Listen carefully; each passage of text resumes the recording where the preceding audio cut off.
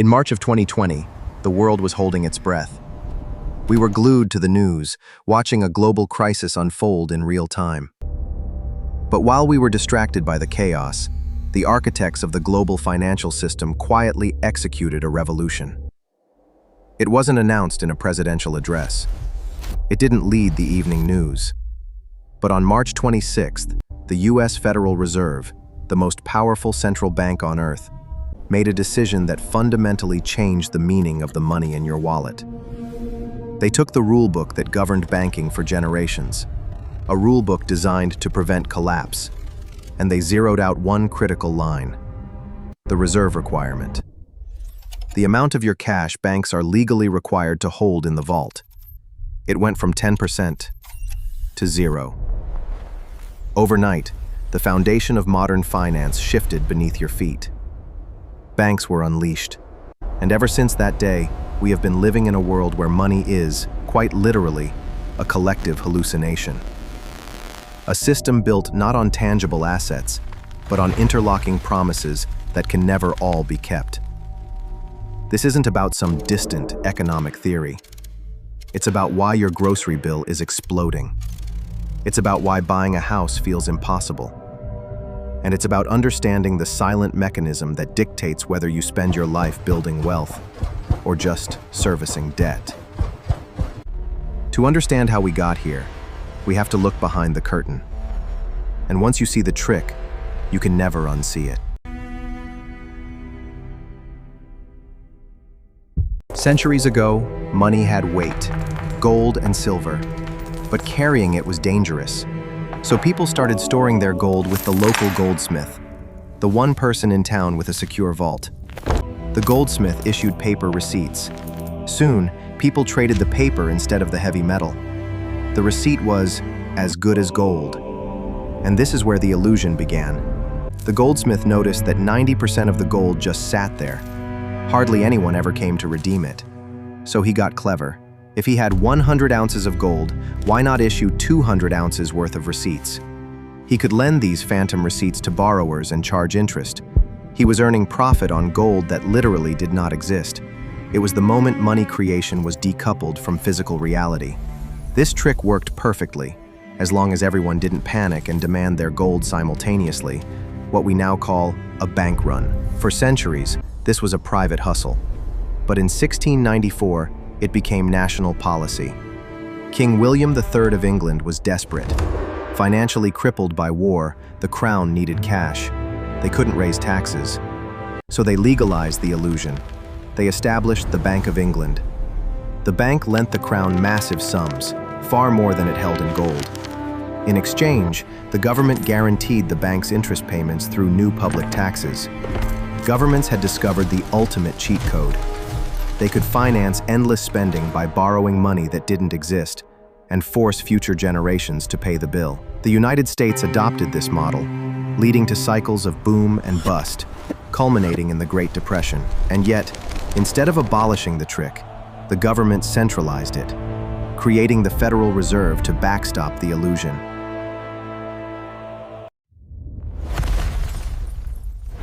For most of the 20th century, there was still one final check on this system: the gold standard. Theoretically, the US dollar was pegged to gold.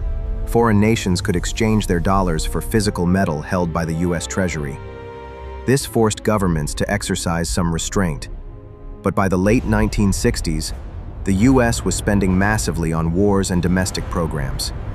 They were printing far more dollars than they had gold to back them. The world started to notice the bluff. The US gold reserves were hemorrhaging. The system was about to collapse. On August 15, 1971, President Richard Nixon addressed the nation. He announced he was, temporarily, closing the gold window. It was never reopened. This was the Nixon shock. It was the moment the US dollar, and consequently almost every other currency in the world, became pure fiat currency. Fiat money is backed by nothing physical. Its only value comes from government decree and public trust. 1971 removed the final constraint, paving the way for the massive debt accumulation and the zero-reserve world we live in today. Money is supposed to be the reward for hard work, right? But in our modern system, money itself is the work. It's created through debt, backed by nothing real. And that design comes with 3 hidden traps that quietly shape your life. Trap 1, the silent tax. Picture this. You've been saving for months to buy a new laptop. But when you finally walk into the store, the price has jumped again. Same product, same paycheck, smaller buying power. That's not bad luck, it's by design. When governments create new money, they're not conjuring wealth. They're slicing the same pie into thinner pieces. It's like having one pizza for 10 people, and suddenly 20 show up. Everyone still gets a slice, but it's half the size. That's inflation, the invisible tax you never voted for. Your savings shrink while asset prices soar. It quietly transfers value from you to those who print or borrow first, the government and the banks. Every new dollar makes your grocery cart smaller. Trap 2, the debt treadmill. Now imagine running on a treadmill you can never step off. Every step forward, every paycheck, every loan payment keeps the machine running. But you never reach the finish line. Here's why.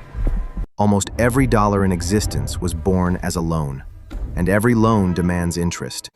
So there's always more debt owed than money that exists to repay it. If everyone paid off their debts tomorrow, the entire money supply would vanish. The economy would literally cease to function. So we keep borrowing, governments, corporations, families, just to keep the lights on. The system doesn't survive on stability. It survives on your willingness to stay in debt. You are both the customer and the collateral. Trap 3, the asset gap. And here's where the trick turns brutal. When new money is created, it doesn't appear in your account. It starts at the top, in the hands of banks, corporations, and governments. They spend it while prices are still low. By the time that money trickles down to you, it's already inflated the cost of everything you need. Rent, healthcare, groceries. It's like being last in line at a buffet. The first guests pile their plates high. By the time you reach the table, all that's left are crumbs. This is the Cantillon effect. It's why owning assets feels like winning the lottery, and working for wages feels like bailing out a sinking ship. Those who own stocks, real estate, and commodities watch their wealth expand with every printed dollar. Those who live paycheck to paycheck watch the dream drift further away. In this system, the harder you work, the faster the treadmill spins. Because it was never designed to make you free, only to keep you moving, forever, in debt.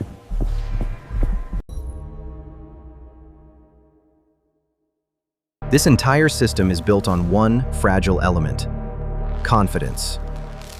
As long as everyone believes the money has value, it does. But the moment confidence cracks, the illusion shatters. We saw this in 2008. Banks used the money creation trick to inflate a massive housing bubble. When borrowers couldn't pay, the entire house of cards collapsed. The money everyone thought they had was revealed to be a string of bad promises. And what was the response? Did we fix the system? Central banks pumped trillions of newly created dollars into the system to keep the illusion alive. They didn't solve the problem. They just inflated the bubble bigger. And today, the risk is even greater because of technology. Look at the collapse of Silicon Valley Bank in 2023. This wasn't your grandfather's bank run. It was a digital bank run. Triggered by panic on social media, customers attempted to withdraw $42 billion in a single day using their smartphones. The bank collapsed within hours. In a zero-reserve world connected by instant technology, the fragility of the system is amplified. In Basel, Switzerland, a handful of economists quietly rewrote the laws of money. But in Beijing and Delhi, they weren't convinced. So if the 10% reserve rule is gone, what stops your bank from creating infinite money? What's the new leash? The US and Europe went all in on this new system. They replaced the old rule with the new one. The US dropped its reserve requirement to 0%. The Eurozone dropped its to just 1%. They fully trust the new, complex algorithm. But here's where the story takes a fascinating turn. What did the new economic giants, China and India, do? They didn't replace the old rule.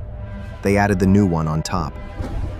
They looked at the new, complex Basel system and said, "We'll do that. And we're keeping our old-school, powerful tool." Today, both India, with its cash reserve ratio, and China, with its reserve requirement ratio, actively use their reserve rules as a primary weapon to control their economies. They force their banks to comply with Basel III and to lock up a chunk of cash, just like in the old days. It's a massive philosophical divide. The West is running on a single, highly complex, trust me system. The East is running a belt and suspenders model. They use the new system, but they also keep their hand on the old, simple emergency brake.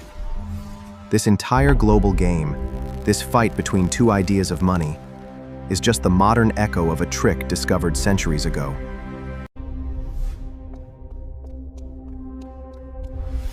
The uncomfortable truth is that the modern financial system was never designed with your freedom in mind.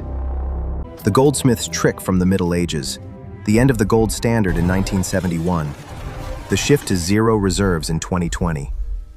It's all the same story. A system of promises built on a fraction of reality. So what does this mean for you? It means recognizing the difference between money and wealth. Money is a tool, a depreciating tool of digital credit. Wealth is real things, productive assets, skills, knowledge, property, resources that hold value when paper promises dissolve. It means understanding that saving cash in a bank account long-term is a guaranteed way to lose purchasing power, thanks to the silent tax of inflation. This isn't about paranoia, it's about awareness. The next time you look at your bank account, remember what those digits really represent. Not stored value, but a complex claim in a global system of interlocking debt. Your path to real financial independence requires understanding the rules of the game and building wealth that survives outside the cycle of inflation and debt. If this video gave you a new perspective on how the world really works, make sure to subscribe and share this with someone who needs to see it.